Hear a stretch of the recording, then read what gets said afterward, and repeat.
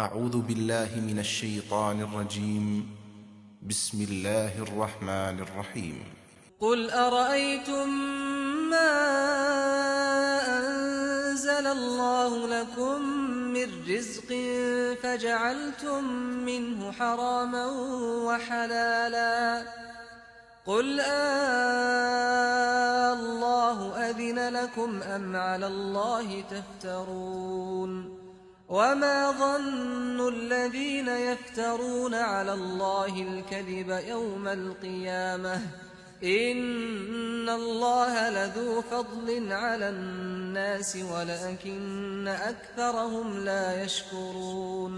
इनसे पूछो, जरा बताओ तो सही कि अल्लाह ने तुम्हारे लिए जो रिज्क उतारा था, फिर तुमने उसमें से कुछ को हराम और कुछ को हलाल ठहरा लिया।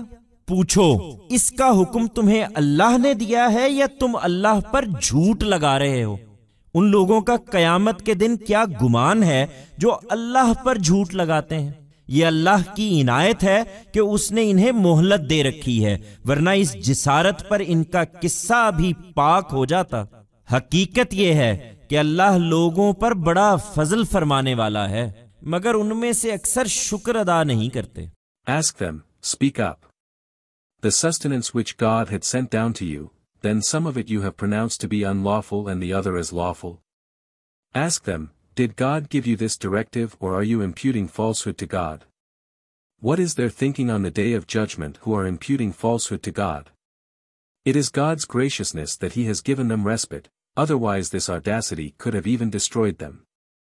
In reality, God is very gracious to people but most of them are not grateful.